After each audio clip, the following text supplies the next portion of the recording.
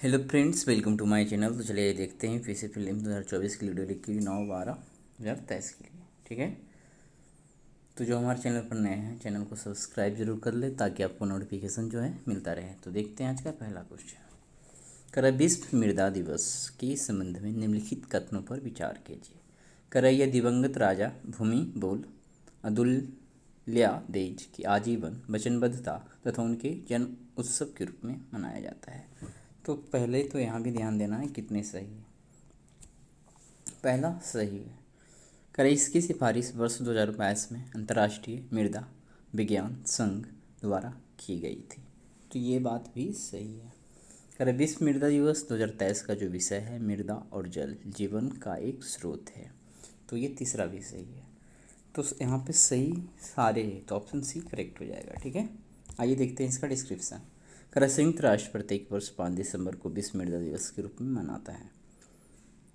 यह खाद्य सुरक्षा, गरीबी उन्मूलन और अन्य मुद्दों के समाधान हेतु सतत मृदा प्रबंधन एवं पुनर्वास के महत्व के बारे में जागरूकता बढ़ाने के प्रति थाईलैंड के दिवंगत राजा भूमि बोल अदुल्यादेज की आजीवन वचनबद्धता तथा उनके जन्मोत्सव के रूप में मनाया जाता है। तो कथन पहला क्या है, सही है। कर अंतर्राष्ट्रीय मृदा विज्ञान संघ ने वर्ष 2002 में इस दिवस की सिफारिश की थी। अतः कथन दूसरा सही है। वर्ष 2023 की थीम क्या है ये देखेंगे। कर मृदा और जल जीवन का एक स्रोत, मतलब soil water a source of life, ये थीम है। कर विश्व मृदा दिवस पृथ्वी के अस्तित्व में मृदा की महत्वपूर्ण भूमिका को रेखांकित करता है। यह आने वाली पीढ़ियों के लिए समृद्ध तथा टिकाऊ भविष्य सुनिश्चित करने एवं मृदा के स्वास्थ्य को संरक्षित व बहाल करने हेतु ठोस प्रयासों का आह्वान करता है। तो कथन तीसरा सही है। निम्नलिखित कथनों पर विचार कीजिए। डॉक्टर BR अम्बेडकर की अनुकरणीय सेवा की स्मृति में प्रत्येक वर्ष 6 दिसंबर को उनकी पुण्यतिथि को महापरिनिर्वाण दिवस के रूप में मनाया जाता है। तो ये पहला कथन सही है। ठीक है। कर हिंदू महिलाओं को उत्थान और पतन पुस्तक डॉक्टर भीमराव अम्बेडकर द्वारा लिखी गई है। तो दूसरा कथन भी सही है। कितने सही है ढूंढना है। करा है महार सत्याग्रह दलितों और अधिकारों पर जोर देने के लिए एक ऐतिहासिक विरोध था जिसका नेतृत्व वर्ष 1927 में महात्मा गांधी के साथ डॉक्टर BR अम्बेडकर ने किया। तो ध्यान देना है कि ये इसमें महात्मा गांधी शामिल नहीं थे, इस कारण से ये तीसरा गलत है, सिर्फ डॉक्टर BR अम्बेडकर। तो ऑप्शन ए हो जाएगा। ठीक है, आइए देखते हैं इसका डिस्क्रिप्शन। करा राष्ट्र के प्रति डॉक्टर BR अम्बेडकर की अनुकरणीय सेवा की स्मृति में प्रत्येक वर्ष 6 दिसंबर को उनकी पुण्यतिथि को महापरिनिर्वाण दिवस के रूप में मनाया जाता है। अतः कथन एक सही है। कर हिंदू महिलाओं को उत्थान और पतन पुस्तक डॉक्टर भीमराव अम्बेडकर द्वारा लिखी गई है, जो एक भारतीय न्यायविद, अर्थशास्त्री, राजनीतिज्ञ और समाज सुधारक थे जिन्होंने दलित बौद्ध आंदोलन को प्रेरित किया और अछूतों के प्रति सामाजिक भेदभाव के खिलाफ अभियान चलाया था। कथन दूसरा सही है। कर महार सत्याग्रह डॉक्टर भीमराव अम्बेडकर के नेतृत्व में एक ऐतिहासिक विरोध प्रदर्शन था। वर्ष 1927 में अम्बेडकर ने महाराष्ट्र में सार्वजनिक जल स्रोतों तक पहुंच के लिए दलितों को अधिकार पर जोर दिया था। कथन 3 सही नहीं है। ठीक है, आगे देखते हैं। निम्नलिखित कथनों पर विचार कीजिए। कर राष्ट्रीय आयुर्विज्ञान आयोग ने के नए लोगों में भगवान विष्णु के अवतार भगवान कृष्ण की रंगीन छवि है। कितने कथन सही है देखना है। कर धन्वंतरी को हिंदू धर्म में चिकित्सा की पारंपरिक प्रणाली आयुर्वेद से जुड़े देवता के रूप में पूजा जाता है। तो ध्यान देना है कि ये जो खबर है यहाँ पे कृष्ण को हटाकर धन्वंतरी को रखना है। ठीक है, तब जाके यहाँ ये पहला सही होगा, बट ऐसे गलत है, दूसरा ठीक है। तो केवल 2 सही हो जाएगा, ऑप्शन बी करेक्ट हो जाएगा। ठीक है ना, आइए देखते हैं। कर नए लोगों में भगवान विष्णु के अवतार धन्वंतरी जिन्हें हिंदू पौराणिक कथाओं में आयुर्वेद का देवता माना जाता है की रंगीन छवि अंकित है। कर नए लोगों में इंडिया शब्द के स्थान पर भारत शब्द का प्रयोग किया गया है और इसमें राष्ट्रीय प्रतीक शामिल नहीं है। अतः कथन एक सही नहीं है। ठीक है ना। कर धन्वंतरी हिंदू धर्म में चिकित्सा की पारंपरिक प्रणाली आयुर्वेद से जुड़े देवता के रूप में पूजनीय हैं। वे उपचार, कल्याण और स्वास्थ्य के प्रतीक हैं। कर चित्रों में उन्हें आमतौर पर औषधीय जड़ी बूटियाँ और पवित्र पात्र लिए 4 हाथों वाले के साथ प्रदर्शित किया जाता है और हिंदू संस्कृति में स्वास्थ्य व चिकित्सा के क्षेत्र में एक प्रतिष्ठित व्यक्ति माना जाता है। अतः कथन दूसरा सही है। ठीक है, तो आइए देखते हैं आज का अगला क्वेश्चन। अगला क्वेश्चन है धरोहर को अपनाएं कार्यक्रम 2.0 के संबंध में निम्नलिखित कथनों पर विचार कीजिए। कह रहा है यह भारतीय, अच्छा कितने सही है पहले यहाँ देखना है। कह रहा है यह भारतीय पुरातत्व सर्वेक्षण द्वारा वर्ष 2017 में शुरू किए गए धरोहर को अपनाएं कार्यक्रम का एक नवीन संस्करण है। तो ये क्या है, पहला सही है। कह रहा है इस कार्यक्रम का उद्देश्य विरासत स्थलों के रख रखाव, विकास और संचालन में विभिन्न निजी सार्वजनिक हितधारकों को शामिल करना है, जिससे इन स्थलों के स्थायी रखरखाव के साथ ही आगंतुकों को सुखद अनुभव प्रदान किया जा सकेगा। ठीक है, तो तीसरा है कार्यक्रम के तहत कॉरपोरेट सामाजिक उत्तरदायित्व पहल के हिस्से के रूप में कॉरपोरेट संस्थाएं चयनित स्मारकों के रख रखाव और विकास कार्य करेंगे। तो हो जाएगा तीसरा, ऑप्शन सी करेक्ट। ठीक है, आगे देखते हैं। हाल ही में संस्कृति मंत्रालय ने धरोहर को अपनाएं कार्यक्रम एडॉप्ट अ हेरिटेज कार्यक्रम 2.0 के संबंध में अद्यतन जानकारी साझा की है। यह कार्यक्रम भारतीय पुरातत्व सर्वेक्षण ASI द्वारा वर्ष 2017 में शुरू की गई धरोहर को अपनाएं का एक नवीन संस्करण है तथा यह प्राचीन स्मारक एवं पुरातत्व स्थल व अवशेष अधिनियम 1958 के अनुसार विभिन्न स्मारकों के लिए आवश्यक सुविधाओं को स्पष्टता से परिभाषित करता था। कथन एक सही है। ठीक है, आगे देखते हैं। इस कार्यक्रम का उद्देश्य विरासत स्थलों के रख रखाव, विकास और संचालन में विभिन्न निजी सार्वजनिक हितधारकों को शामिल करना है, जिससे इन स्थलों के अस्थायी रख रखाव के साथ ही आगंतुकों को सुखद अनुभव प्रदान किया जा सकेगा। अतः कथन दूसरा सही है। कार्यक्रम के तहत कॉरपोरेट सामाजिक उत्तरदायित्व पहल के हिस्से के रूप में कॉरपोरेट संस्थाएं चयनित स्मारकों के रख रखाव व विकास का कार्य करेंगे। अतः कथन तीसरा सही है।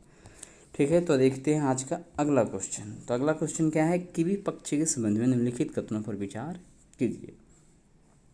तो कीवी जो है न्यूजीलैंड में पाया जाने वाला एक उड़ने में असमर्थ पक्षी है। तो पहला कथन तो सही है, कितने सही है ढूंढना है। फिर है दूसरा, international union for conservation of nature इसे वैध के रूप में वर्गीकृत करता है। तो ये बात भी सही है। तीसरा, न्यूजीलैंड में कैपिटल कीवी परियोजना का लक्ष्य समुदाय के नेतृत्व वाले प्रयासों के माध्यम से बड़े पैमाने पर बनी कीवी की संख्या को बहाल करना है। तो ये बात भी सही है, ऑप्शन सी क्या हो जाएगा, करेक्ट हो जाएगा। ठीक है, आइए डिस्क्रिप्शन देख लेते हैं। कीवी न्यूजीलैंड में पाए जाने वाले एक उड़ने में असमर्थ पक्षी है। यह अपने विलक्षण गुणों जैसे कि रात्रिचर, उड़ने में असमर्थ, चूहे जैसी मूंछें और डायनासोर जैसे पैर के लिए जाना जाता है। अतः कथन एक सही है। कीवी विशेषकर ऑस्ट्रेलिया महाद्वीप में पाया जाता है। International union for conservation of nature इसे सुविध के रूप में वर्गीकृत करता है। अतः कथन दो सही है। आगे है, न्यूजीलैंड कीवी कैपिटल प्रोजेक्ट का एक समुदाय आधारित पहल है। ठीक है, जिसका उद्देश्य बड़े पैमाने पर वन्य कीवी की संख्या को बहाल करना है। अतः कथन 3 सही है। ठीक है, आगे देखते हैं। वैश्विक नवाचार सूचकांक 2023 के संबंध में निम्नलिखित कथनों पर विचार कीजिए। तो पहला है, वार्षिक तौर पर प्रकाशित होने वाला GII किसी अर्थव्यवस्था के नवाचार पारिस्थितिकी तंत्र के प्रदर्शन को मापने के लिए एक प्रमुख संदर्भ है। ठीक है, तो पहला कथन तो सही लग रहा है। फिर है कि इस रैंकिंग में संयुक्त राज्य अमेरिका शीर्ष पर है और 132 अर्थव्यवस्थाओं में भारत का स्थान 40वां जरूर है, बट पहला नंबर पे स्विट्जरलैंड है, ना कि संयुक्त राज्य अमेरिका है। इस कारण से सही ढूंढना है ना, तो ऑप्शन ए हो जाना चाहिए। ठीक है, आइए देखते हैं डिस्क्रिप्शन। तो डिस्क्रिप्शन में है वैश्विक नवाचार सूचकांक 2023 का प्रतिवर्ष जारी किया जाने वाला वैश्विक नवाचार सूचकांक ग्लोबल इनोवेशन इंडेक्स किसी अर्थव्यवस्था के नवाचार पारिस्थितिकी तंत्र के प्रदर्शन का आकलन करने के लिए एक प्रमुख उपकरण है। यह एक प्रमुख बेंचमार्किंग उपकरण भी है, जिसका उपयोग नीति निर्माताओं, व्यापारियों तथा अन्य हितधारकों द्वारा बढ़ते समय के साथ नवाचार के क्षेत्र में हो रही प्रगति का आकलन करने के लिए किया जाता है। अतः कथन पहला क्या है, सही है। चलिए आगे देखते हैं।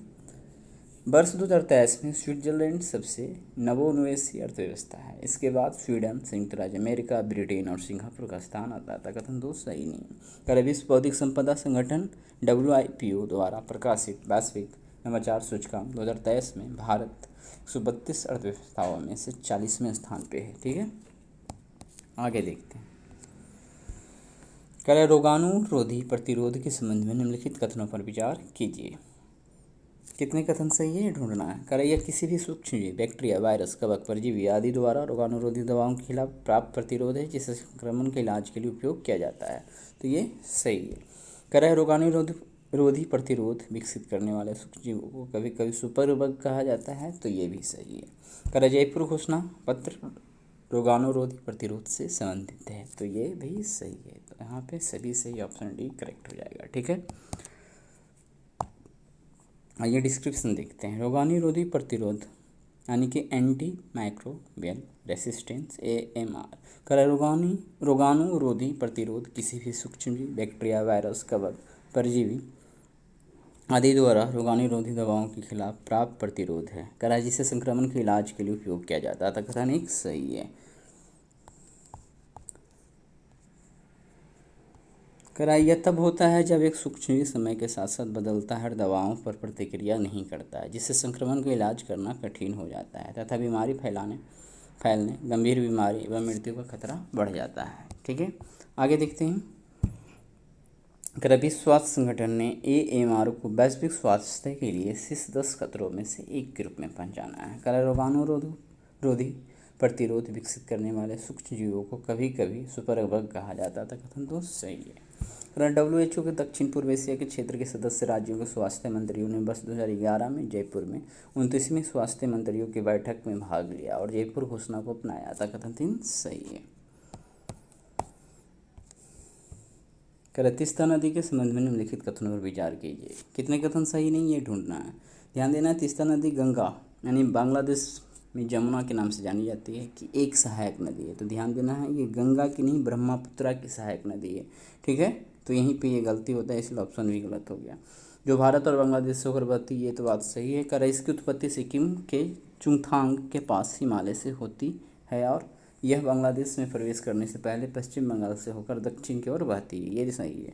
कर सीमा सड़क संगठन यानी BRO ने सिक्किम के मुसीथांग में तीस्ता नदी पर 360 फीट लंबा बेलियर सस्पेंशन ब्रिज खोला है।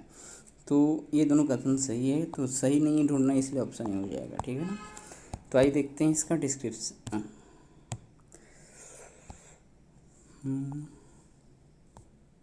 हाँ, डिस्क्रिप्शन देखते हैं। तो तीस्ता नदी ब्रह्मपुत्र यहाँ पे देखना है। बांग्लादेश में जमुना के नाम जानी जाती है कि एक सहायक नदी है जो भारत और बांग्लादेश से होकर बहती है। तो कथन एक सही नहीं है।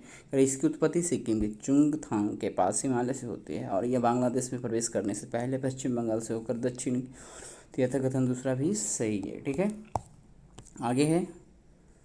पहले यह नदी दक्षिण की ओर बढ़ती हुई प्रत्यक्ष रूप से पद्मा नदी यानी बांग्लादेश में गंगा का मुख्य मार्ग में मिलती थी, किंतु वर्ष 1787 के आसपास नदी ने अपना मार्ग बदल दिया और पूर्व की ओर प्रवाहित होते हुए ब्रह्मपुत्र नदी में मिल गए। तीस्ता बैराज बांध ऊपरी पद्मा और जमुना के बीच के मैदानी इलाकों की सिंचाई में मदद करता है। सीमा सड़क संगठन ने सिक्किम के मुसीथांग में तीस्ता नदी पर 360 फीट लंबा बेली सस्पेंशन ब्रिज खोला है। कथन तीसरा सही है। ठीक है ना, चलिए आगे देखते हैं। निम्नलिखित युग्मों पर विचार कीजिए। परियोजना और देश। ठीक है, कराखोरा Agartala cross border rail link. ठीक है, मिलाना है। पहले देख लेते हैं इस तरफ का। Gorakhpur Butwal transmission line. तीसरा है पुनाथ ठांगस फर्स्ट। तो ध्यान देना है कि दूसरा तो सही है, बट बाकी क्या है ना, इसको इसमें मिला लीजिए, इसको इसमें मिला लीजिए, तब सही हो जाएगा। केवल एक ही सही हो पा रहा है, तो ऑप्शन ए हो जाएगा। आइए डिस्क्रिप्शन में बाकी बात देखेंगे। तो क्या है, Akhaura Agartala cross border rail link. करा त्रिपुरा में अगरतला और बांग्लादेश में अखौरा के बीच रेल लाइन पूर्वोत्तर क्षेत्र से बांग्लादेश तक पहले ट्रेन संचालन का मार्ग प्रशस्त करेगी। ऐसा कथन क्या है, पहला सही नहीं। गोरखपुर भुटवाल ट्रांसमिशन लाइन के बारे में देखेंगे। तो ट्रांसमिशन लाइन और रेल लिंक के बारे में देखेंगे। तो गोरखपुर भुटवाल ट्रांसमिशन लाइन के लिए ग्राउंड ब्रेकिंग सेरेमनी और बथनाहा से नेपाल सीमा शुल्क विभाग तक भारतीय रेलवे कार्गो ट्रेन के उद्घाटन ने दोनों देशों के बीच संपर्क बढ़ाने पर ध्यान केंद्रित किया था। कथन तो सुमेलित है।